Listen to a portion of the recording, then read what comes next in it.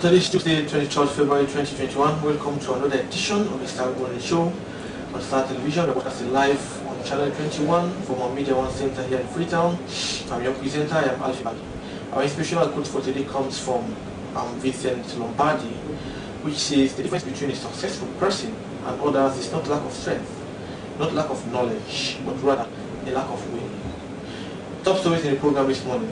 Beyond the regular updates to the members of the press on major investigations in Sierra Leone, the Sierra Leone police has intimated that, acting upon intelligence, the SLP was able to confiscate a shoot consignment of copper cables at 118 Kisui Road in the eastern part of Freetown. These materials, according to Deputy Inspector General of Police Elizabeth Ray, could be used to wreak havoc if it falls in the wrong hand. The communication person at the Valley Water Company, Ali Kaba, has said the Freetown Wash and Aquatic Environment Revamping Project is designed to extensively benefit the Western Area Rural District, as water supply system under the project will be constructed at Mongwe, Bauma, Angola Town, Hamilton, and Waterloo. Well, a couple of months ago, members of the National Reformation Movement, the NRM, filed an injunction in court restraining the executive of the All People's Congress from holding a convention in the township of Port Loko. The situation warranted the signing of a memorandum of understanding with a aggrieved party with the APC executive that led to the 22nd February court ruling by Justice Komba Kamanda, who intimated that the APC as a party should now hold their convention, given the fact that the principal complainant has consented to withdraw the matter.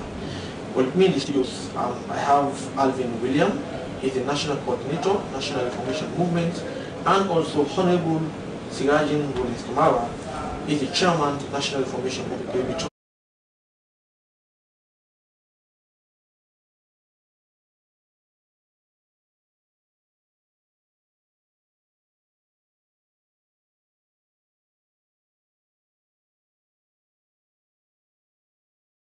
Come back to you. Confidently too. Well, you can be part of the program. You can comment on our Star Television Facebook Live. The Star Morning Show is proudly sponsored by the Commercial Bank.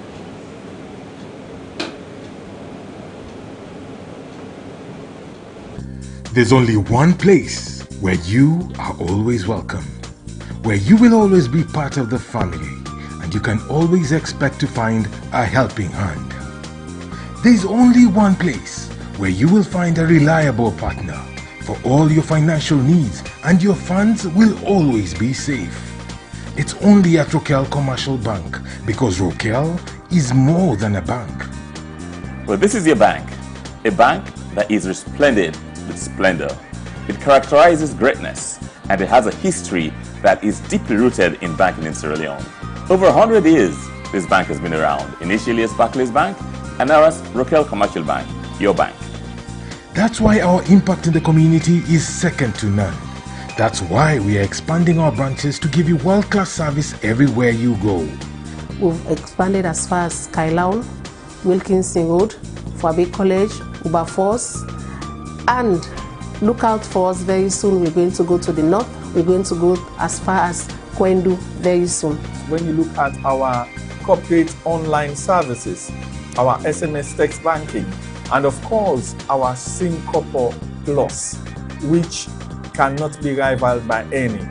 That's why we are rolling out state-of-the-art digital systems to better serve you. And that's why you will always be our #1 concern. And by so doing, you have a bank that is going to be a modern bank to you, a bank that's going to be a credible bank to you, a bank that's going to make you feel like you're part of a banking family. Visit any of our branches countrywide and join the winning family today. Welcome to Rokel Commercial Bank, your bank of choice.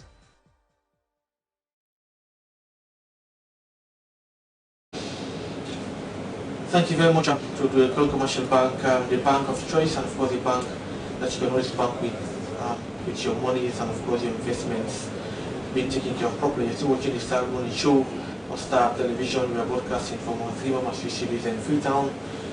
Let us go for our first news item program this morning. Beyond the regular updates to the members of the press on major investigations, the Sierra Leone police have intimated that acting upon intelligence, the SLP was able to confiscate a huge consignment of copper cables at 118 Kisi Road in the eastern part of Freetown. These materials, according to the Deputy Inspector General of Police, Elizabeth Toure, could be used to wreak immense havoc if it falls in the wrong hand. Let's have the story. When updating the press, the Deputy Inspector General of Police, Elizabeth Toure, said that the SLP acted on tip-off, which led them to stumble upon these large consignments of copper cables at 118 Kisi Road. She further revealed that they have several suspects in custody as a result of the thefts of 276 jerry cans of gasoline oil. I'm here instead to actually give you a brief on two major operations that were launched by the Sierra Leone Police Force. One was on the 26th. Acting upon intelligence, we had a team of CID and IS officers that actually, executed a search warrant at number 118 Kisi Road. And during the course of that search, we were able to discover a huge quantity of copper cables. So immediately, the matter was referred to CID headquarters, and the investigation is ongoing. We've been able to obtain statements from some people. I don't need to disclose names because I don't really want to prejudice the investigation. But as at now, the investigation is ongoing, and we hope that you will give us all the support in terms of whatever information you get, so that at least we can progress with the investigation to prove it beyond all reasonable doubt. The second incident is also the theft of 267 gallons of jelly cans of gasoline. We are also intercepted by a command team of CID and IS at number 11B, Gross Road. We have one suspect in custody, and so far he has denied knowledge of the properties. He claimed to own ownership of the property, but like I said, we actually want to know whether there are other leads. So based on that, the CID is also investigating. We have to prove it beyond all reasonable doubt that it has a link with any of the other institutions. Francis Nagoba Kelly, Director at Office of National Security, stated that these materials are high-sensitive materials, noting that they are restricted materials that are of delicate nature. He called on the public to come forward with any information that is relevant to the investigation. We rely on the further estate especially to disseminate the requisite information to the public. I also rely on the public. Police activities now, security activities are mostly intelligence-led. This is a precursor to a lot of criminality that has been taking place. I mean, some of these items are restricted items, so to speak, used by a class of persons or institutions. They are not items that you can get from the open market. But as stated by the DIG, they are investigating the matter, so they cannot prejudice the matter now. I think the appeal being made is for the public to come forward with any information that will lead to further investigations. Perhaps there might be other people who might be incriminated, or there might be other items that communities might be aware of. So just does an appeal so that you continue to have faith and confidence in the security sector, especially the police in terms of service delivery. And they always the security sector always avail itself to make public any information that warrants public knowledge or public attention. The spokesman of the SLP, Superintendent Brema Kamara, concluded by stating that they intend to cast a wide net during the investigation, as he said there might be other people involved in these dubious activities. For Star News in Freetown, Alfie Bad reporting. Welcome back. You're still watching the Star Morning Show on television. Well, viewers, as I initially said, I have on the program, so I'm humbled to say, two members from the National Information Movement. Of course, if viewers could be aware, if I can take your minds back, and the NRM filed a case against the executive of the ABC because they believe there are some 30 fundamentals that the executive of the ABC were unable to meet. Well, this morning I have Honorable Sirajin Kamara. He's the chairman of the NRM, and of course Alvin Williams, national coordinator. They are here this morning to elaborate more on what has been the development so far. Gentlemen, welcome to the program again. Yeah. So, before I get into the nitty-gritty of the discussion, just the foundation for us, just take us back. What really informed the formation of the NRM? Okay.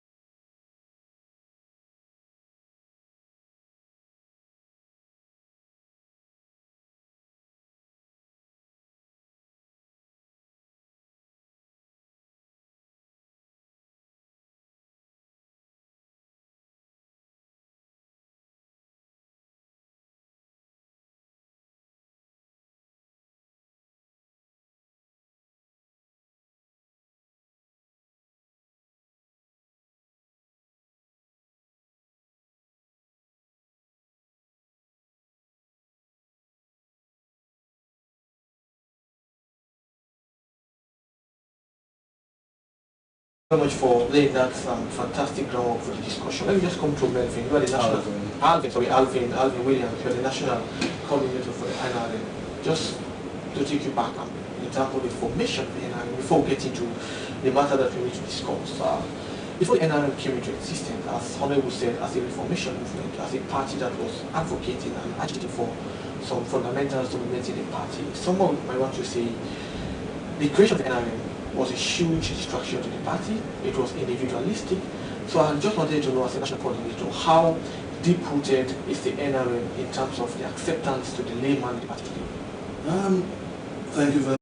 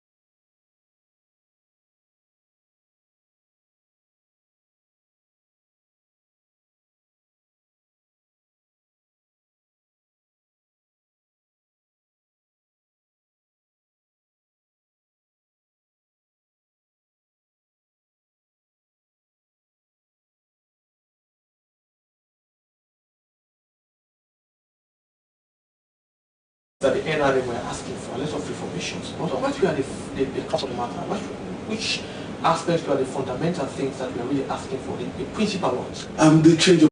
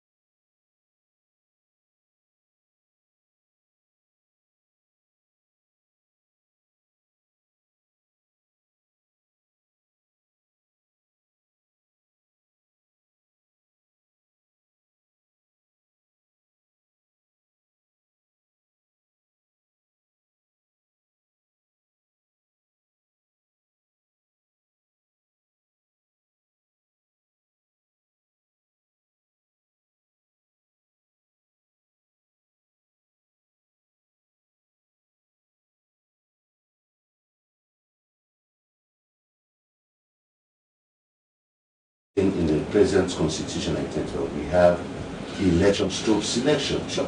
And what led to selection was that in the lead up to the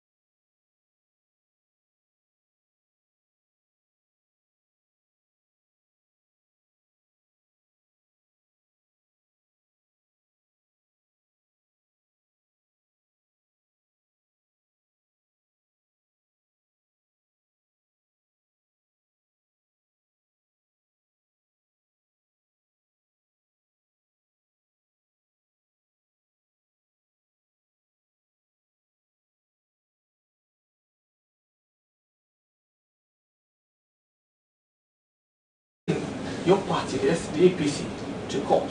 A lot of people say that cost the party. Any regrets? No, definitely I have.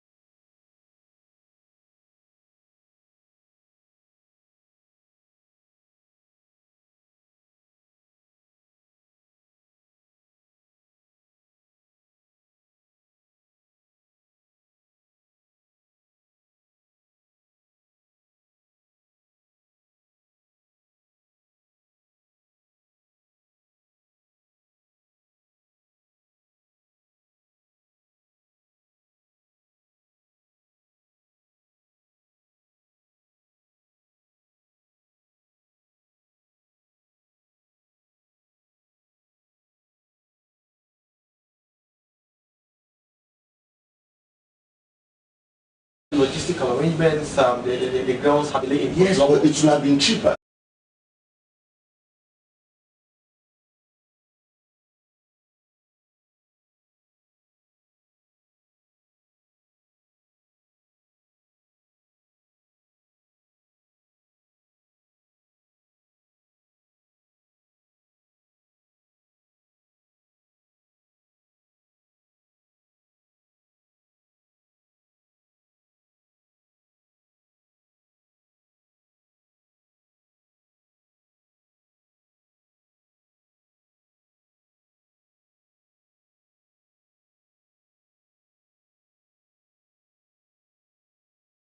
Through the recent activities in court, what really happened? What transpired?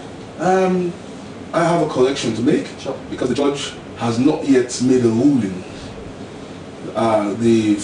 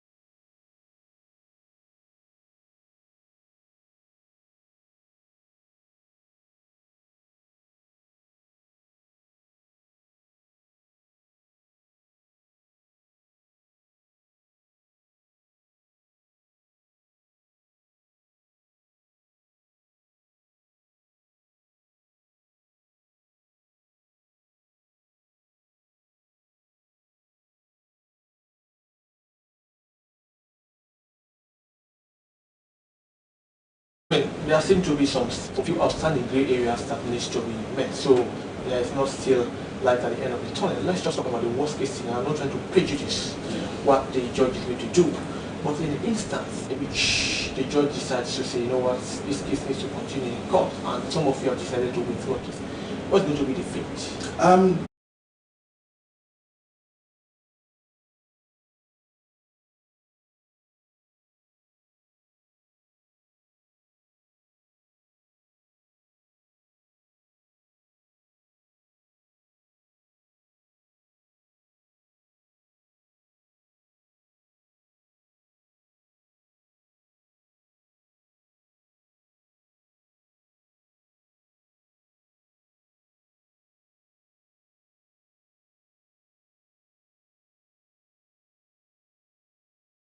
prayers to the court that the party did not do this, the party did not do this, the party did not do this.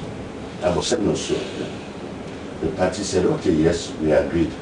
Now,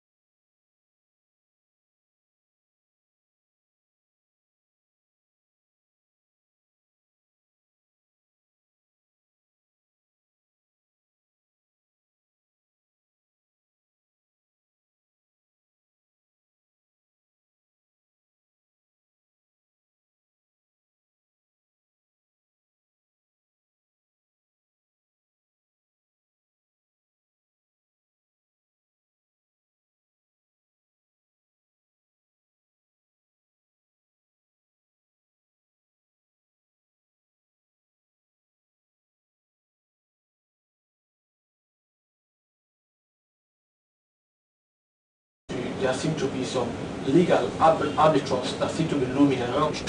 You're basically, maybe you're going to be having a perpetual legal imbroglio plaguing the party. talk about legality.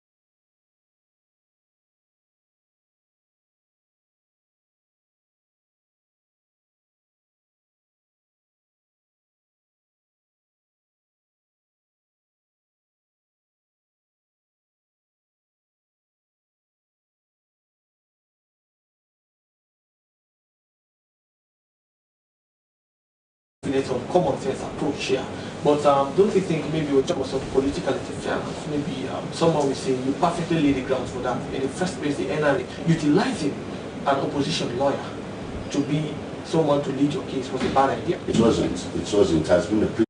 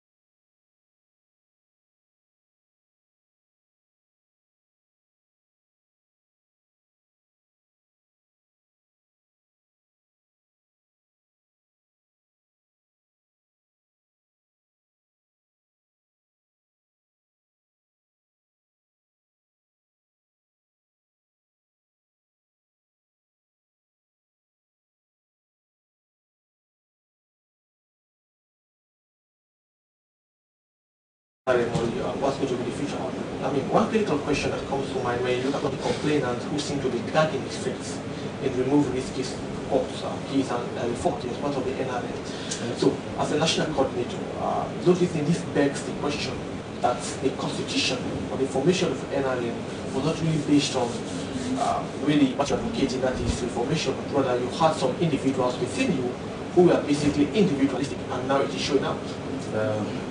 Now, it's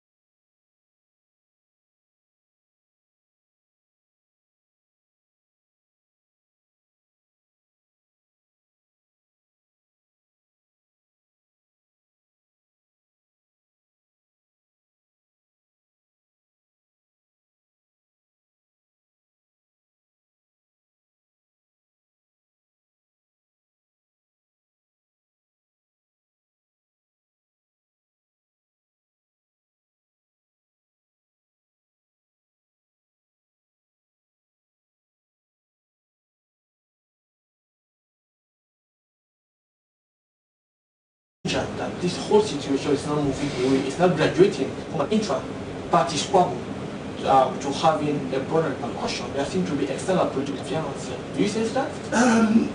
to a point here.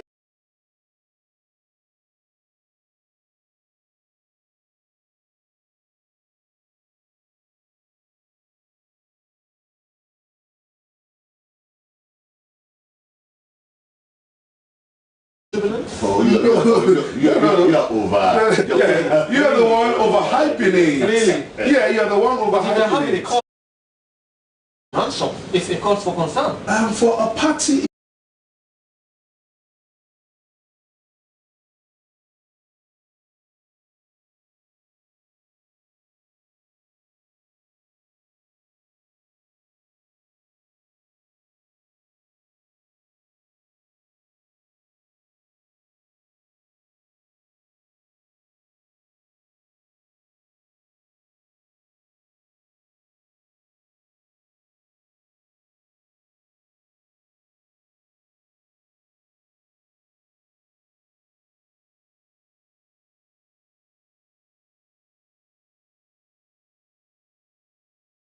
Outside observer who has no personal interest in this. Maybe I'm reading too much into it. Continue to say without. Okay, and I will come back to you, gentlemen, and we'll talk about the prospect of the NRM and, of course, the prospect of the APC, and talk a bit of governance issue. Gentlemen, continue to stay with us in the program. Let's go for our next news item in the program this morning. The communication person, Mavali Water Company, Ali Kaba, has said the Freetown Wash and Aquatic Environment for Revamping project is designed to extensively benefit the Western Area Rural District, as water supply system under this project will be constructed at Mobima, Wama, Angola Town, Hamilton, and Waterloo. He was speaking over the weekend when a team from Guma took an inspection tour to the Kisi Pipe facility and the Guma East End office. He spoke more to Abdulrahman Kamal in this interview on the prospect and challenges in delivering effective water supply. As part of we visit the Guma facilities, we did Akisi the Guma pipe yard, Usai Adonik, the communications person. We therefore take me around for actually tell me how important this facility is. I look about when come to start the video. Thank you very much. This one is one. We are the Guma Akisi pipe yard. We lay down here also the people with pipes, fittings, materials and working. This will work. And this we associate the container, the container there. This is the materials, pipe fittings, pump generators, spares, they can't tell me the environment different projects with a filter water supply rehabilitation project.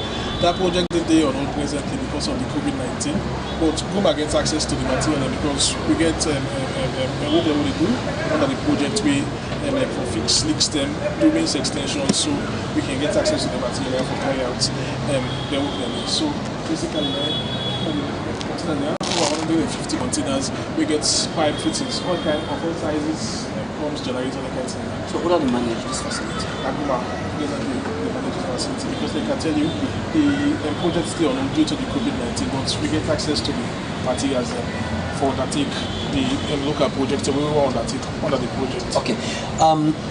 As you mentioned, for instance, if we get any leakage somewhere, there is a reported incident of a leakage. Now from here on they can take. Yes, but this is not big. This is not like for transmission. This is not like an 18 inches mains. This is not for the transmission pipe. Then the big pipe for the water can not turn. So basically, we forget the kind breakdown and they can kind and take material. But basically, what would they do now? Now then, kind size pipe here, we try for fix most in that community. They will pull them plenty in connection the week in later. That communities there. So we they do some means then plenty with the pipe here. Now various communities. One starts the whole of 20. We start the tail end of 2019. We do a mold of 2020 and also the carry out. So they continue that process this 2021 because the amount of wastage will take place through to the pipes and they use the system. So if we save some of them water, then we repair then the pipes that they do some means we make people then connect nearer to their houses. Then we will save a lot of water we will put back into the system and make water reach plenty people when they get presently. So that the idea that one day. Okay. Saddle, valves, couplings, there's working use for work. So all containers are equally the same? No, not all. They're different. Are different yes. Scales? Yeah, they are fittings. This is like we do connection and pipe, and this is the way you the strap this one, and from there they call the saddle. Yeah, you take strap on the pipe. So you know because plenty. Okay, this now about this. Okay, Ali, what's it really mean to residents of the capital in a situation where they say on a success for replace all of them pipes the way they leak, as you just been saying, forget the other pipe. What does this mean for effective delivery of water supply? Well, we will always tell the public the water they supply to Freetown not enough, but at the same time they lost plenty to their wastages here. So it means to say this if we will succeed in this challenge for do something in most communities and get rid of the wastage here. It means to say one we will save more water, put more water in the system. Most of the time they leak, if they within a Guma pipe here, they will get a 5 holes down the line. The water they waste now, definitely they get enough pressure for each town. For each down to number 5 down the road. So basically, because all the waste now, the pressure they reduce now the pipeline. But if we fix that leakage, then the water will get enough pressure. When we don't get done, the water will move and go to the next route and the next route and the next route. So plenty of people will get access. So we're not able to give water 24 hours because of the population and the demand. So therefore, the company don't set up the way and they ration the water. Each area gets 8 hours. If today in our area east, we get 8 hours, let me say from 7 o'clock in the morning to 2 in the afternoon. We get where we the ration around the area. We get the global valve where they don't send the water to the area. We serve within the area. We get where we the ration and connect everybody in the area gets. Customer, we not agree for honor Guma bills. They can drive we from it with disconnector. But we will make sure so we engage the customer on a monthly basis. We go send text to them for reminder. We go call them on phone for reminder. Also, we dey send the hard copy of bill to them.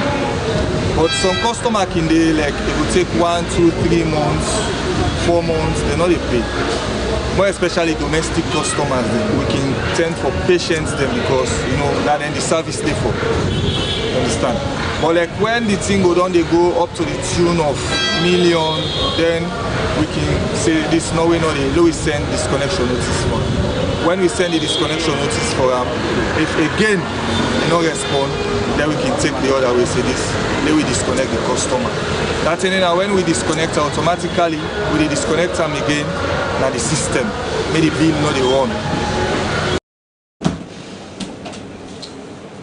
Thank you very much to Abaman Kamara producer speaking to the communication person of Valley Water Company, his Alikaba, of course, their strides are making and ensuring that water sufficiency is achieved. You're still watching the Star Morning Show. I have Honorable Siraji Willis Kamara, he's the chairman of the National Information Movement, and of course, Alvin Williams, he's national coordinator of NRM. So, Honorable, let's now talk about the prospect of the NRM without really accusing me of being unnecessary, repetitive, repeating issues, of course. But are you satisfied with what currently the reforms that is happening in the party? All what you ask for, are they not on the table and discussed? Absolutely, I must say.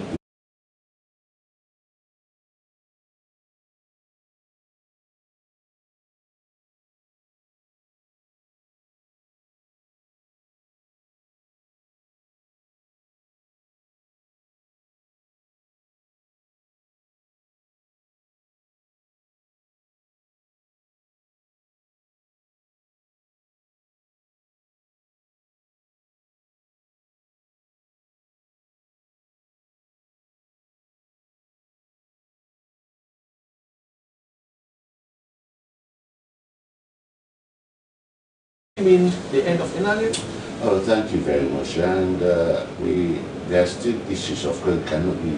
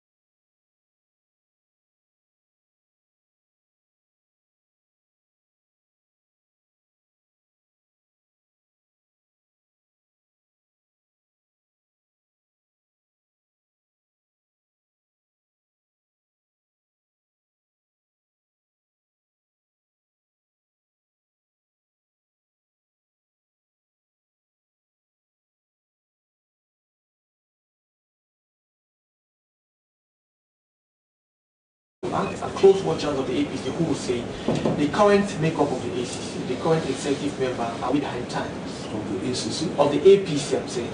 Let me just put a question to you. Don't worry.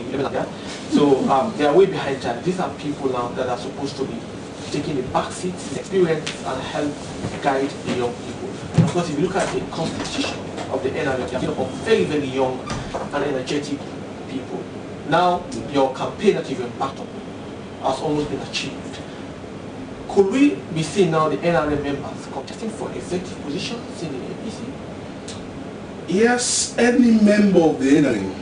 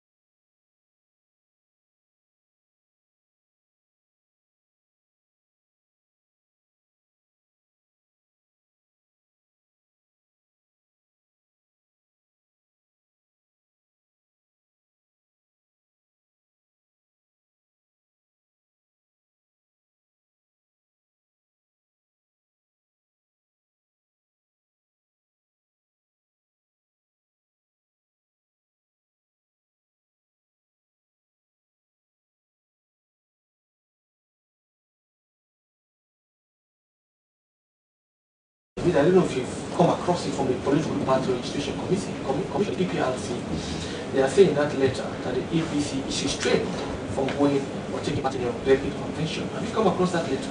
Well, I saw that letter.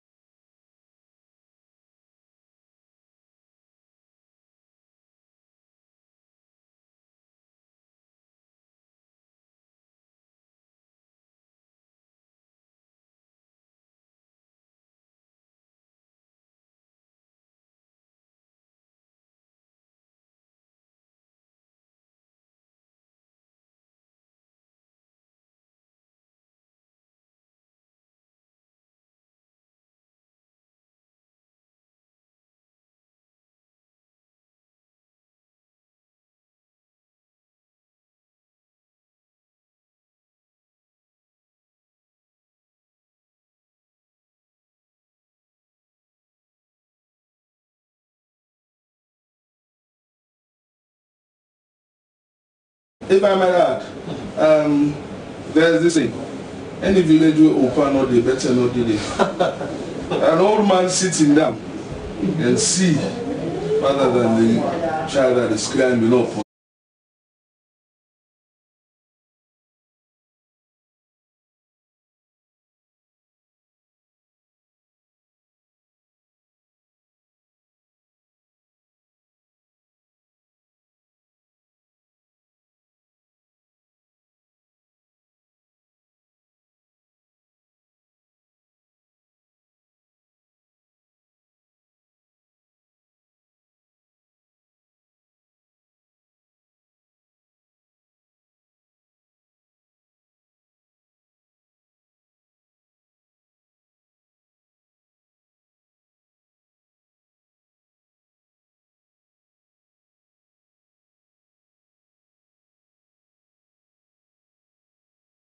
For both of you, it's very important. I just want us to talk broadly on the border governance issue in the country. If you look at the ABC now, you go to Bootlock or Post, going through all your democratic fundamentals to get your flag bearer, you're going to be faced with a very formidable incumbency in the person of President Bill under the SLP. Do you really think after Bootlock, the APC is well pivoted to take governance 2023? The APC can beat the SLP.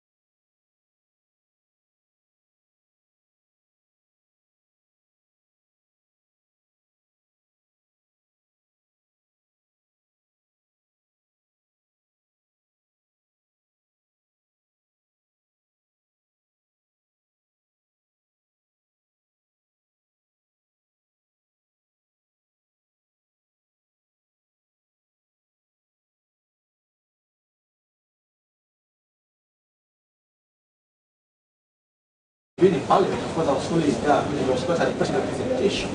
Any lessons learned from this whole thing? Absolutely. My stint in Parliament was 13 months, but believe me, I understood, I got it all, and I think it has positioned me to know better. And I was going to, when I was removed from Parliament, I went to the UK.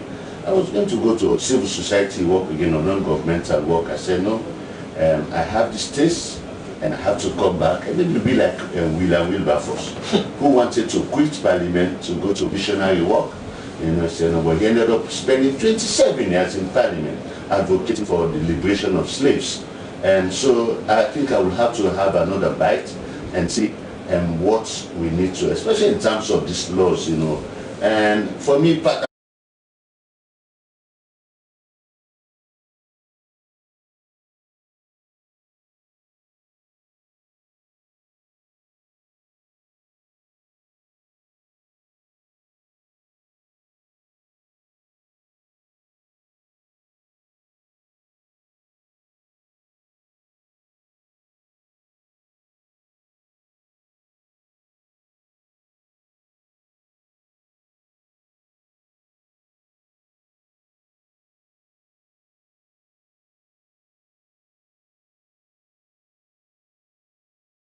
Talk about that. Alvin, you're wrapping up the program, your passing shots. To comrades of the APC,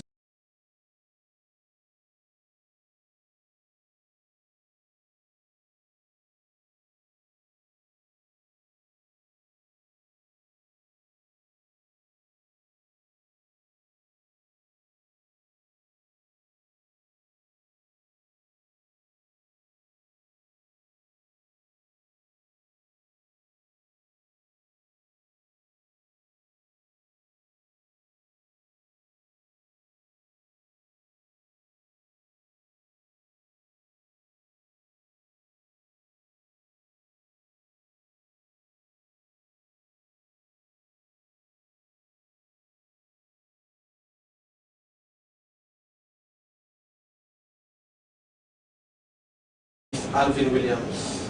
Alvin Williams is the National Coordinator of National Information Movement, and also had in the studios Honorable Sirajin Willis Kamara, and before the Chairman of the National Information Movement. Gentlemen, thank you very much for this occasion. We look forward to having you on the program. Thank you very much. Thank you, Honorable. Thank you. But please, I'll be in at the curtain store for this edition of the Star Morning Show, Star Television. Until we meet tomorrow, thank you for the privilege of your company.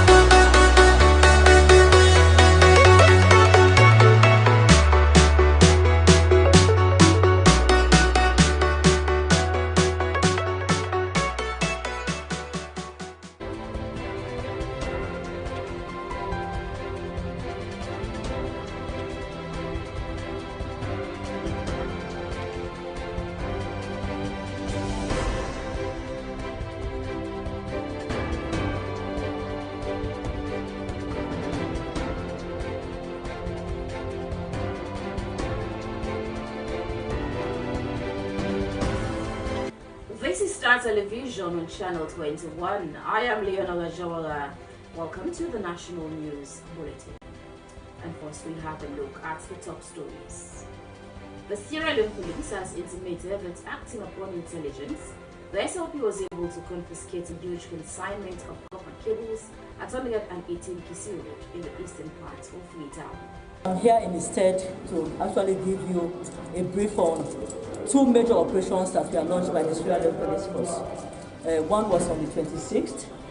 Acting upon intelligence, we had a team of CID and IS officers that actually, executed a search warrant at. Residents and stakeholders of Giana, Siwafe, Nini, and Chibdom, Kono District calls on the government of President Julius Maada Bio to improve on their livelihood in that part of the country. In Fatai, where you work in a plant anything without put fertilizer. So I think actually government embark on agriculture, we will really happy. And government will soon commence the apprenticeship program nationwide, which will enable young people to go through in-depth tutorship in skills training and development. According to the Executive Director of TVET, Dr. Victor Masako. Apprenticeship here and there in a fragmented nature across the country, but we want something organized, something structured, something holistic. Those were the headlines.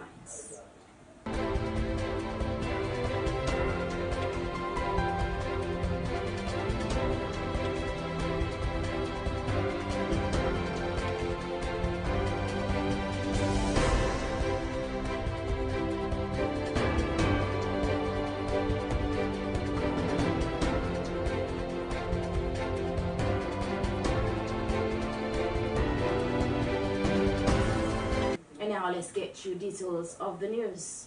During their regular updates to the members of the press on major investigations, the Sierra Leone police has intimated that acting upon intelligence, the SLP was able to confiscate a huge consignment of copper cables at 118 Kisi Road in the eastern part of Freetown.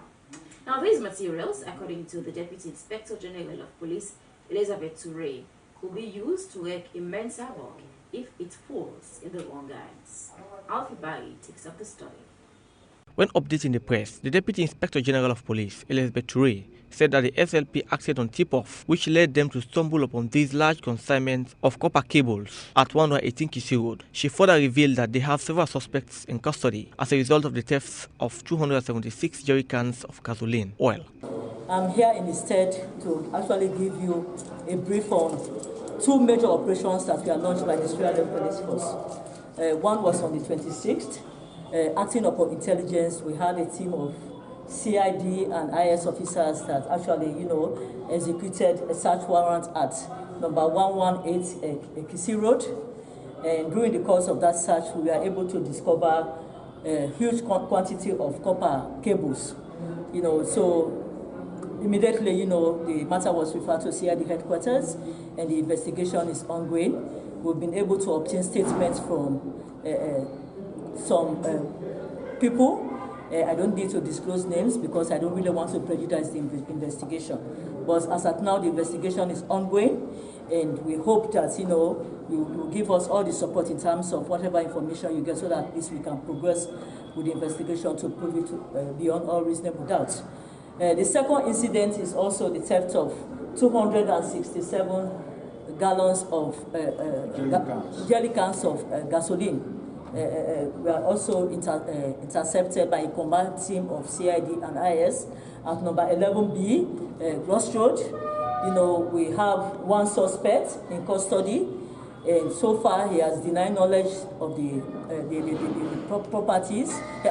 He claimed to own ownership of the property, but like I said, we actually want to know whether there are other links. So based on that, the CID is also investigating. We have to prove it beyond all reasonable doubt that it has a link with any of the other institutions. Francis Nagoba Kelly, Director at Office of National Security, stated that these materials are high-sensitive materials, noting that they are restricted materials that are of delicate nature. He called on the public to come forward with any information that is relevant to the investigation. We rely on the further estate especially to disseminate the requisite information to the public. I also rely on the public. Police activities now, security activities are mostly intelligence-led. This is a precursor to a lot of criminality that has been taking place. I mean, some of these items are restricted items, so to speak, used by a class of persons or institutions. They are not items that you can get from the open market. But as stated by the DIG, they are investigating the matter, so they cannot prejudice the matter now. I think the appeal being made is for the public to come forward with any information that will lead to further investigations. Perhaps there might be other people who might be incriminated, or there might be other items that communities might be aware of. So this is just an appeal, so that you continue to have faith and confidence in the security sector, especially the police in terms of service delivery. And they always avail, the security sector always avail itself to make public any information that warrants public knowledge or public attention. The spokesman of the SLP, Superintendent Brema Kamara, concluded by stating that they intend to cast a wide net during the investigation, as he said there might be other people involved in these dubious activities. For Star News in Freetown, Alfie Bad reporting. Residents and stakeholders of Giana Siwafe Niniana Chiefdom Kono District have called on the government of President Julius Maada Bio to improve on their livelihood in the areas of agriculture, good school facilities, good road network, and the availability of pipe-on water. Judge Elliot Sam takes up the story. In order to strengthen the capacity of local communities through sustainable, equitable, and inclusive community-led socio-economic development intervention, residents and stakeholders of Njama Swafe Nimiama Chiefdom Kono District have called on the government and other non-governmental organizations to improve their livelihood in the areas of communication, road network, education, medical facilities, and safe drinking water supply. While speaking to Star Television in an interview, residents and stakeholders described their current condition as poor and marginalized and call on the government to address their livelihoods and economic needs, which are to promote, protect, and defend their fundamental right, create space for communities in which they will have the opportunity to participate and develop their full potentials. Yeah, some of the constraints of the statute the first one. The point read the paramount chief, they say, for now, the way things that happen under this present government, first priority, education, with second education, with third education. So if you say that they will focus all day, then we try to do best. We get secondary schools, then we get other junior secondary schools. We get them small one, then schools where they train them small one. Then. Also, about the problems we they face is really now how for make sure say they will begin the way they don't involve themselves. You know, so they don't get belly, so they don't get involved in other social activities. Why they're not going to be left out? How for bring them kind of the mainstream for let them get education because they realize that education is going to them for can go before. Because get a good number of them where them don't fall out of the way. But how for bring them kind in back, they make you happy with this quality education, free education, they come on board. The chief don't set up the education committee. The health facility, the health promotion where the government they try to do with the benefit from now. We go with community health center. They will get about another one where they na the border and then go town. So really, the chief done a big, actually. We get the one way at the main road. But if we say the government, for let we want appeal, for let them extend that the 3 community health centers we get, or 4, let them add to them. Because if I for say, a lot of the people that are part they take for go about 40 kilometers from Peru, for let them go access even the basic something. Yeah, really we need agriculture. We need for make government embarking on agriculture because the land where we get now, the lands them too empty and the lands them fertile. Where you work now plant anything without put fertilizer. So I think actually if government embark on agriculture, we will really happy. What about the mining sector? Now one way don't improve on our life or now one way just left on our side mituna? Like I say, a mineral is a bad friend. Because if you look Kono, where you walk right around, make you see how Kono they be. We think cause that now the diamond and gold. The diamond type diamond we come on at this chiefdom, we not do nothing for we. Except like we see right mining company and don't just come a new company, don't come like this chiefdom. We able build for we one room. We say now the chiefdom and other people they get workers them now at the place where they will sustain their life. Okay. But mining actually me I no favor them too much. So waiting your message where you want to send to Papa government? But I need to tell Papa government say actually do with the big make them embarking on education and agriculture in this area. Well, let's say if government will help with our side, they will get our light, will get water facility, then the road maintenance in. No problem, sir. Okay. So what about hospital and other stuff, sir? Well, hospital there, but the medicine side, the drugs. You know the. Okay. Medicine at the hospital, plenty. Okay. When I make the road from the school, then you pay back by the education side. The water business. The education side back from school. What about the hospital? Where unaki sick, kusa unaki go? The hospital is fine. Medicine no more than medicine all the day. For Star News in Freetown, I am George Elliott Sam reporting. The Executive Director of TVET under the Ministry of Technical and Higher Education, Dr. Victor Masakoi, said that the government will soon commence the apprenticeship program nationwide, which is said will enable young people go through in-depth tutorship in skills training and development.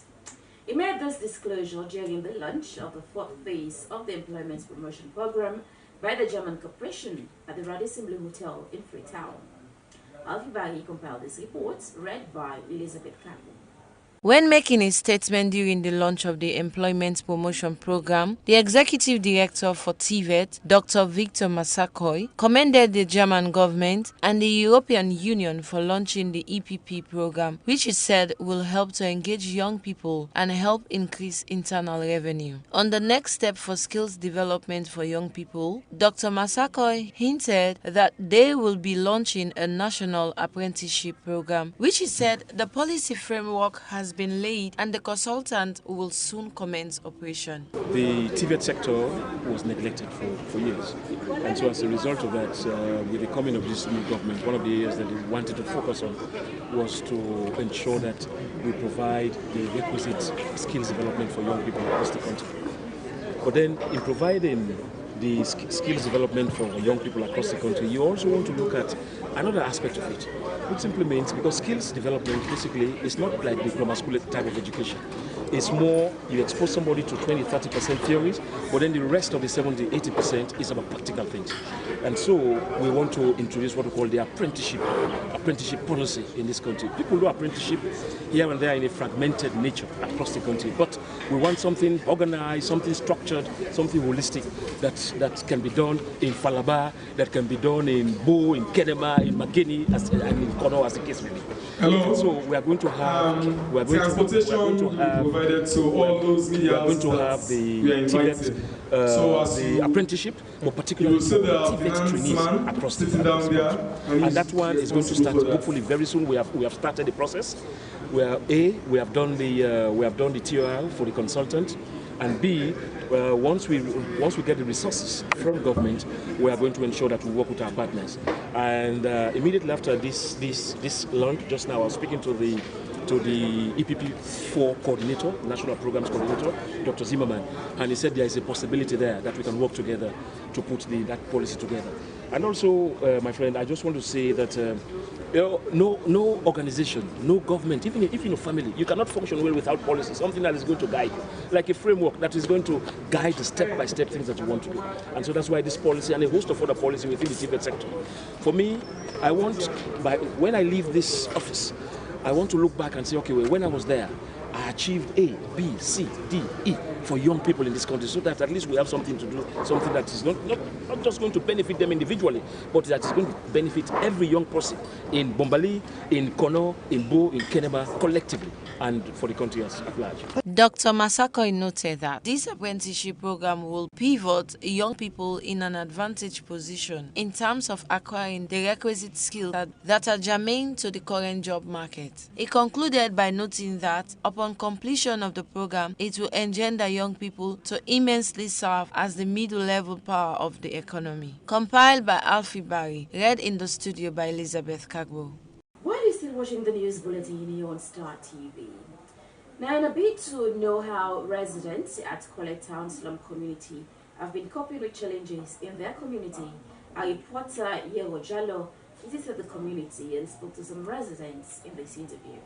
College Town is known to be amongst one of the slum communities in Freetown. They have a huge youthful population. Daniel Bob Jones, the chairman of Community Disaster Management Committee in Crabtown, College Town and Greybush community at Ward 431 to 432, said they have been undergoing a lot of challenges, which he said during the rainy season they do experience flooding, in which they mobilize youth and CDM volunteers to raise awareness to community people to see how they will reach higher grounds during the rain to help victims.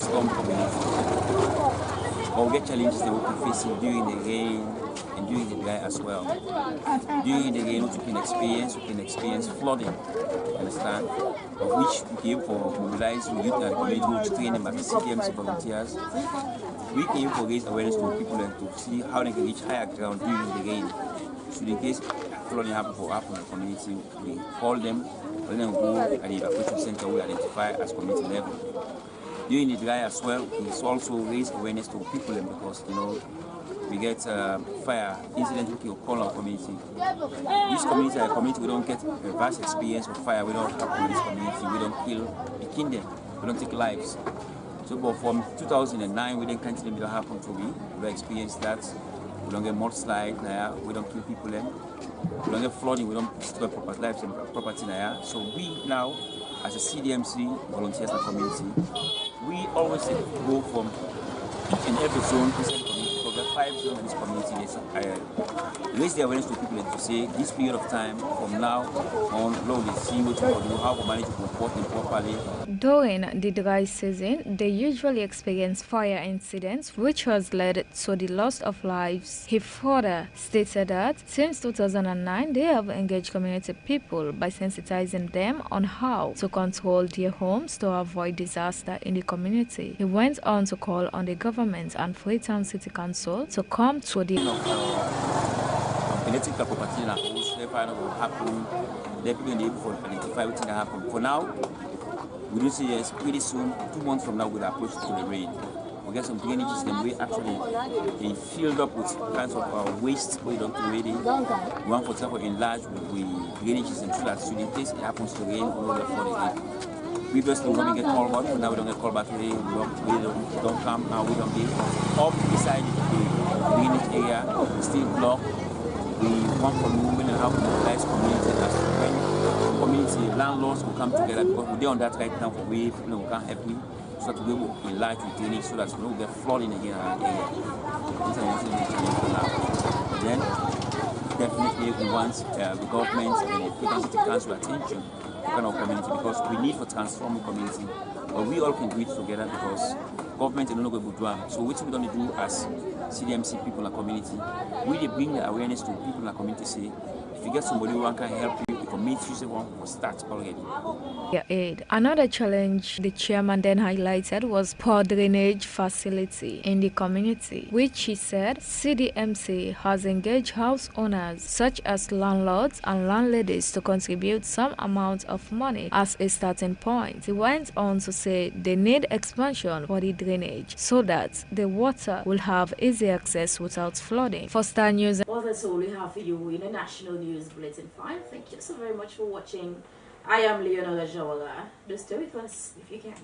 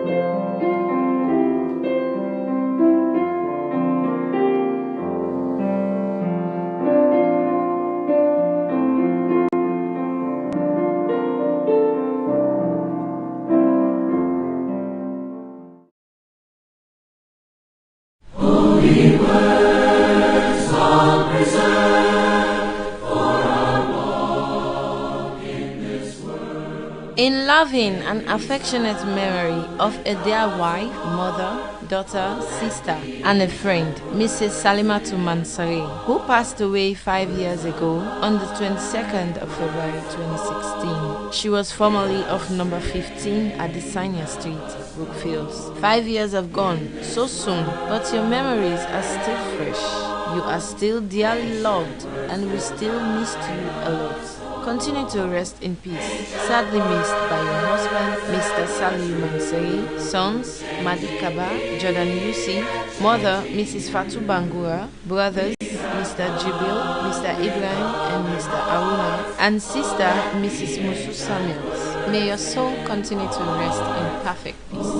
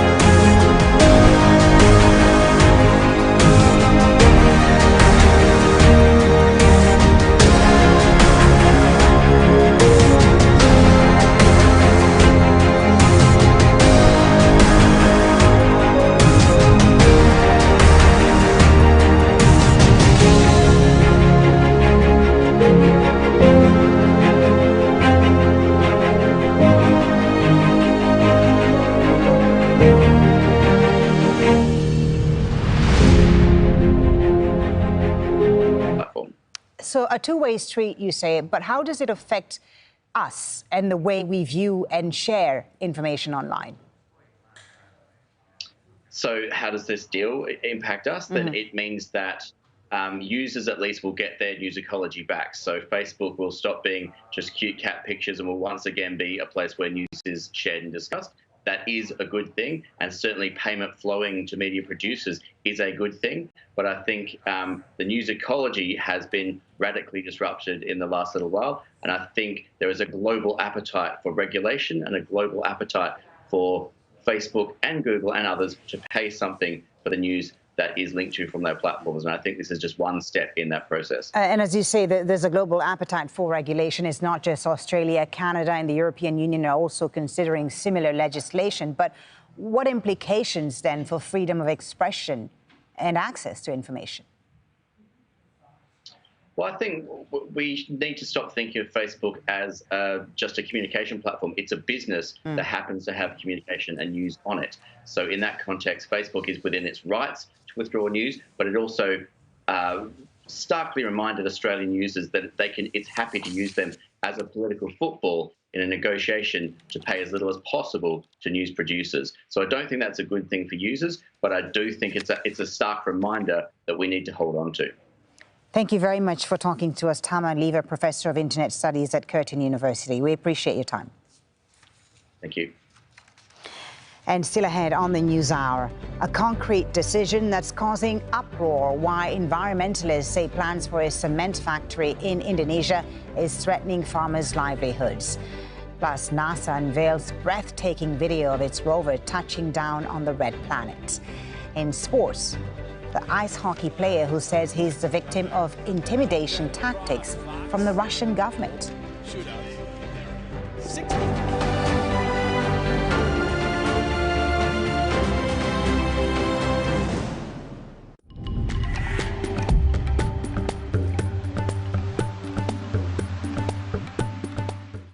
Hello, we've got more lovely spring-like weather across a good part of Europe now, certainly into those central areas, but there is quite a contrast further east where it is bitterly cold in Moscow, -18°C. Fear not. This warmth that we have across central parts, that's eventually going to make its way further eastwards. +18 in Berlin, scorching weather here, beautiful. That milder air, that warmer weather will edge a little further eastwards as we go on through Wednesday, going on into Thursday. We're above freezing in Moscow by Thursday and rising as we go on through the next few days. You can see how the warmth really does win out nicely then. So not too bad. With the milder air coming in from the Atlantic, I'm afraid it does mean some spells of wetter weather sliding across Ireland into Wales, pushing into northern England, easing up across Scotland once again. Quite a brisk wind still in place across those western parts. Much of France, though, the Low Countries pushing across into Germany. Fine, dry, warm and sunny. Beautiful spring-like weather continuing here. There will be some wetter weather coming into Spain and Portugal, easing across France as we go on into Thursday, but not too bad. Bits and pieces of wetter weather too across the far north of Algeria over the next couple of days, but for the most part, northern Africa is fine, dry and sunny.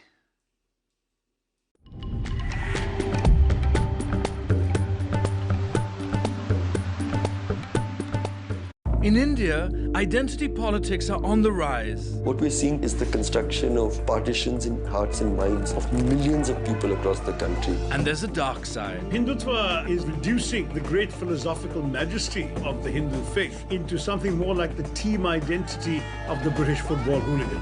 I meet with victims of violence and discover what life is like for minorities in the country. Join me on my journey in search of India's soul on Al Jazeera. Reporting in the field means I often get to witness not just news as it's breaking, but also history as it's unfolding. Crossing from Serbia into Hungary, the refugees... One day I might be covering politics, and the next I might be covering protests.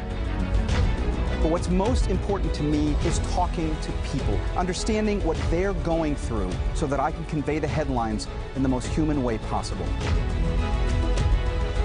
Here at Al Jazeera, we believe everyone has a story worth hearing.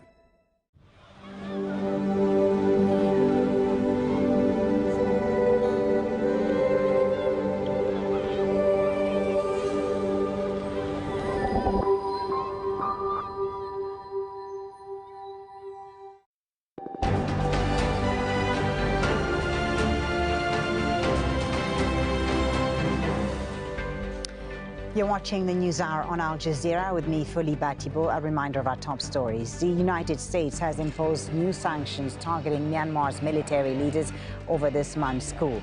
The European Union says it's agreed to do the same. In the last few hours, the G7 countries have condemned the army over its increased use of force against protesters. Police in Georgia have stormed the party headquarters of the opposition and arrested its leader. Nika Melia is demanding new elections after last year's disputed parliamentary polls. And the United States has now recorded more than 500,000 COVID-19 deaths, by far the highest toll in the world. Flags are half-staff, and President Joe Biden honored the victims with a moment of silence. Now, some breaking news out of Malaysia, and its immigration department has confirmed the country has deported more than 1,000 asylum seekers and children to Myanmar. Now, earlier, we reported that a Malaysian court had granted them a temporary stay, and that ruling followed appeals from human rights activists. But now the Malaysian Immigration Department confirming that it's deported these asylum seekers. Let's bring Tony Cheng back on the News Hour. He's live from Bangkok. So the Malaysian government going ahead with the repatriation despite the earlier court ruling, Tony. Why? Very difficult to know at this stage, although in the past the Malaysian judiciary and the government have often been out of step with each other. Again, I think it was perhaps a surprise that they did get that reprieve earlier today. The Malaysian government in the past has not always been that swift to condemn Myanmar's military. And I think the fact that so many people were being transported to the docks to get on these Myanmar Navy ships, which were waiting to transport them back, was a rather ominous sign. Nonetheless, the fact that they've gone against this court order, which was going to give them a temporary reprieve until tomorrow morning, is something of a surprise. But I suspect, as the attention had been focusing on this, maybe Myanmar's government decided it was a bullet they wanted to dodge. They have been very clear about the fact that there are no Rohingya in these repatriation ships, but those human rights organisations you mentioned have made the point that there are people from ethnic groups in conflict with Myanmar's military who could well be at risk if they're sent back to Myanmar, particularly since the coup. Yeah, I was going to ask you about who exactly are the refugees that are being taken back and where. We understand that there are 6 who've been given a refugee status by the UNHCR, and there are others from ethnic groups like the Chin, the Karen, who have been in conflict. Ethnic groups that are and have been in conflict with the Myanmar military, who may well find themselves in greater problems if they're delivered back to a government which is very much in the control of the Myanmar military, as it now seems to be since the coup on the 1st of February. At this stage, we understand that I think 1,086 have been repatriated, although this is a breaking story, so it's a little unclear at this stage. It may be that they haven't sent back absolutely everybody, because there were more than 1,500 people who were supposed to be repatriated. But the court order from the Malaysian court earlier today said that all of those people were given a stay on that expulsion. So it is, again, something of a surprise that they've sent back so many, defying the court. Thank you very much, Tony, for that. Tony Cheng with that update from Bangkok. UK Prime Minister Boris Johnson is due to address British farmers during the Farmers' Union annual meeting. It's their first conference since the Brexit transition period ended. Farmers' organisations have warned that some sectors are facing a crisis due to the twin challenges of Brexit and the pandemic. Nadeem Baba is joining us now from Essex in southeastern England. So what will be the key message from the government to these farmers? Well, Folly, the basic message is that the government's committed to the long-term future of food production and the agriculture sector here in the UK. This conference or annual general meeting as of the English National Farmers Union, but the message is countrywide, and it is we're going to stick by you. Of course, there are lots of unknowns right now, partly because the UK has left the European Union. Well, in a couple of hours, we'll be hearing, the conference will be hearing from the International Trade Secretary Liz Truss, who will be urging farmers to look towards middle-class consumers in Asian countries as an export opportunity. She's calling it a golden opportunity. There's an approach of a change of direction from the government. They're saying that Britain could become exemplary in terms of higher production standards, basically raising the quality of what they sell. But the big change in the short term is going to be the loss of subsidies from the European Union, which are worth around $4 billion per year, to the UK. Now, the government's approach, those are going to be phased out over 7 years. The government's approach is that it wants to get farmers involved in a sustainable future, paying them not to produce, but paying them, for example, to protect wildlife habitats, to combat flooding, to plant trees and the like, saying that that's the way that their livelihood can be guaranteed. Well, we've already heard from the Scottish government that they don't like that approach very much, and that they are insisting that farmers will have to continue to be paid to produce. And in fact, it's thought that 3/4 of farming businesses are not profitable without those current subsidies. We don't know how that's going to work out in the coming years, but the message from government is there will need to be a new direction, a new focus from British agriculture. The National Farmers Union are likely to tell them that they want to see rural areas levelled up, just as the government has said they'll level up different parts of the country. They want to see more investment into places like that, like this area here, including things like better broadband access. OK, Nadim, we'll leave it there for now. Nadim Baba live for us there in Essex in the UK.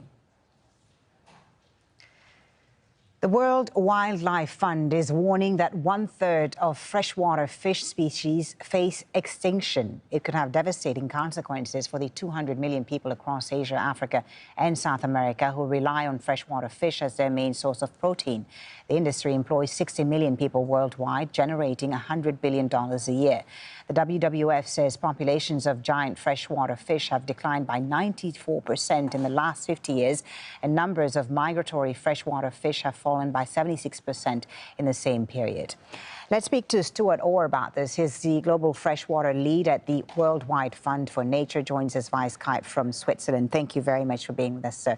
Tell us first about the reasons why global populations of freshwater fish are in free fall, more so, I understand, than the rate of decline of forests or oceans, for example.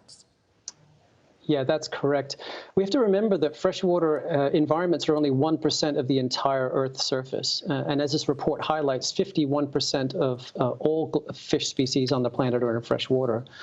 Freshwater environments are heavily modified by us, by industry, by irrigation, by energy supply. We pollute them. We've been draining wetlands at an incredible rate over the last 40 years. And I think this report is trying to shine a light on the fact that these critical ecosystems are vital, of course, to the economy and society, but we need to look after them a lot better. This species crash is a great indication that nowhere is the nature crisis as evident as in the freshwater environment. Right, and the report warns freshwater fish are often forgotten in discussions of risks to species. Tell us about the species that are under threat and why are they particularly important to the health of the world's rivers, and what impact does it have on the livelihoods of people who depend on them? Yeah, indeed. You said at the very beginning, 200 million people rely on wild-caught fresh fish as their primary source of protein. Now, this isn't fish that goes through trade statistics, and so the global numbers on how many people rely on freshwater fish are grossly underestimated. But that fish is vital, not just as protein, but as lysine and amino acids to children's brain development, for example. So the nutritional benefits of wild-caught fish are huge. Livelihoods, 60 million people in the world, most of them women, are relying on these livelihoods. And of course, as you said, the recreational fishing industry. The reason they're so important is that they play a very hidden role in discussions about food security. And as we move forward into an era of discussing about climate change and the impacts of climate change, It's the water environment that people and economies are going to feel climate change through droughts and floods and interruption in rainfall. Right. And so this report really is a way for us to say we really need to pay attention to these ecosystems. Right. And governments around the world are meeting this year to discuss biodiversity and how to stop the destruction of the Earth's natural habitats. What should be done? The top priority to restore, to clean up rivers and restore freshwater habitat. Absolutely. So governments will be meeting this year in China. We've put forward with partners a very simple 6-step plan that is very simplistic but implementable. It's around flows, around water quality, protecting and restoring the most critical habitats, ending overfishing, and looking increasingly into issues like sand mining, controlling invasive species, and really removing those obsolete dams and obsolete infrastructure that we have in our rivers. Those are 6 simple steps that we are asking all governments to take into that meeting. And we feel that if governments can implement this, we can make a huge difference in the threatened nature of freshwater species around the world. Thank you so much for speaking to us about this urgent issue. Stuart Orr from the WWF joining us there from Nyon in Switzerland. Thank you for your time. Pleasure. Now, farmers in Indonesia's central Java are struggling with flooding that has destroyed close to $2 million worth of crops. They blame authorities for damaging the land and making it less fertile by allowing construction and mining close by. Jessica Washington has the story from Jakarta. It might look like a river, but this is actually a paddy field. In the village of Sampang in Pati Regency, this community of farmers in central Java is trying to salvage their crops. Days of severe flooding have destroyed most of their hard work, and most of the rice is rotten. 210 hektar. Look all around, everything is ruined. There is no harvest. This community is used to heavy rains, but farmers told Al Jazeera past floods didn't reach the paddy fields. They say land degradation is to blame for the worsening flooding. There are many mining activities going on uphill. Mining for the cement factories, forest destruction for plantations. When it rains, the water flows straight to the Jawana River and it overflows. The disaster agency says 7,000 hectares of land is flooded, and in some areas the water rose more than 1.5 meters. Aside from the La Nina factor, we cannot deny this flood is caused by environmental destruction, especially in the forest. Environmental groups are campaigning for a moratorium on mining permits. They blame the worsening floods on upstream mining for the cement factory. But local authorities in Pati maintain the floods are caused by heavy rain. These floods are because the Jawana River overflowed. It happens annually when the rainfall is high. This week, severe flooding affected thousands of households in Jakarta and nearby cities, and local authorities also blamed heavy rain.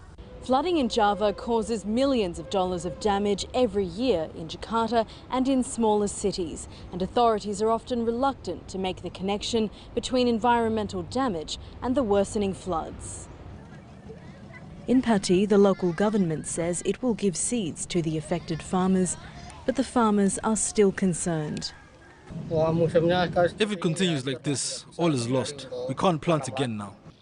Seeds, they say, will not be enough if the bigger issues aren't addressed as well. Jessica Washington, Al Jazeera, Jakarta. Nearly 8 million people in the U.S. state of Texas are still having issues with water access after a severe winter storm caused widespread damage last week. Many have been queuing for hours to get water and food at local churches and malls. The storm caused major blackouts and damaged infrastructure. Nearly 17,000 people remain without power. At least 24 people died as a result of the storm. The wife of jailed Mexican drug boss Joaquin El Chapo Guzman has been arrested in the U.S. on drug trafficking charges. Emma Coronel Aspuro was detained at Washington's Dulles Airport. She's accused of helping her husband run his multi-billion-dollar cartel and plotting his escape from a Mexican prison in 2015. Guzman is serving a life sentence in a U.S. jail. In Spain, demonstrators in Barcelona have thrown bottles at police during a 7th night of protests against the jailing of rapper Pablo Hasél. Police say around 700 people took part in the mostly peaceful rally. Hasél was found guilty of criticizing Spain's monarchy and glorifying a separatist group. It set off days of protests and debate about free speech. The demonstrations have been organized by a group who wants Catalonia to secede from Spain. All right, still ahead on the News Hour, why Australian rules players are being asked to donate their brains after the death of one of their greats. That's coming up in Sports with Joe after the break. Do stay.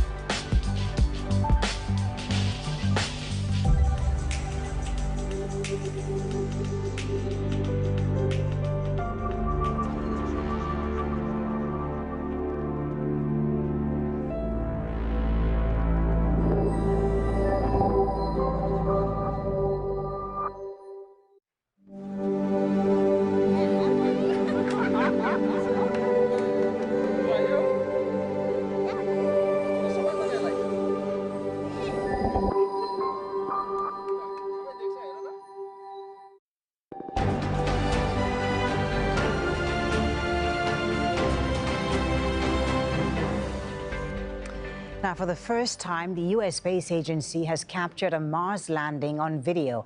The pictures show NASA's Perseverance rover descending onto the surface of the red planets, ready to search for signs of ancient life. Laura Burden-Manley reports. Touchdown confirmed. Perseverance safely on the surface of Mars. An historic moment for NASA. The first ever colour video of a spacecraft landing on Mars, a planet more than 200 million kilometres from ours. It's been what we've been dreaming about for years. And let me give you a quick warning to not blink, because things go really fast here. You can see that you can get a sense really of how violent that parachute deploy and inflation are. The $2.7 billion Perseverance rover is on a mission to explore the red planet for ancient signs of life.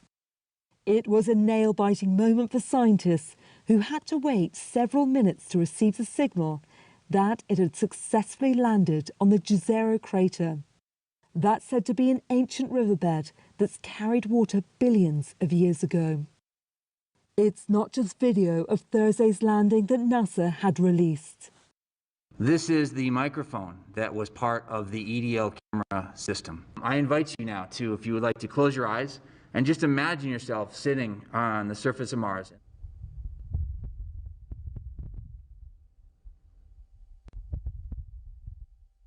It will take a few weeks for the rover to get rolling on its heavy-duty wheels. The team will first check all systems, update software and test the instruments. It will allow us to do further in-depth checkouts of the instrument. We have our coring drill in the center, our Pixel and Sherlock instruments mounted to the side, and that black tank is to support the gas dust removal tool, which will remove dust from the surfaces that we will be inspecting later. And in about a month, a drone named Ingenuity will detach to explore the surface. NASA has also pieced together 6 pictures to create a panoramic of the dusty Martian landscape surrounding the rover. The Perseverance will soon explore the river delta that ran into an ancient lake. There, in the dust and sediment, scientists are hoping to find fossils that prove life once existed on the red planet. Laura Burden-Manley, Al Jazeera. Time for sports now. Here's Joe. Folly, thank you very much. Cristiano Ronaldo has become the top scorer in Italy this season, overtaking Inter Milan's Romelu Lukaku with his latest performance. The Portuguese star scored 2 headers as Juventus beat bottom club Crotone 3-0 on Monday. That takes Ronaldo's tally to 18 goals this season. It also moves Juventus within 8 points of leaders Inter Milan, reigniting their challenge for the title. Fellow Italians Lazio are in Champions League action. They host the holders Bayern Munich in the last 16 later. But Bayern are also battling fatigue and poor form. Since clinching their 6th title in 12 months with victory at the FIFA Club World Cup in Qatar, the European champions have been struggling domestically. They're just 2 points ahead of RB Leipzig in the Bundesliga. Bayern are also without several of their first-team players.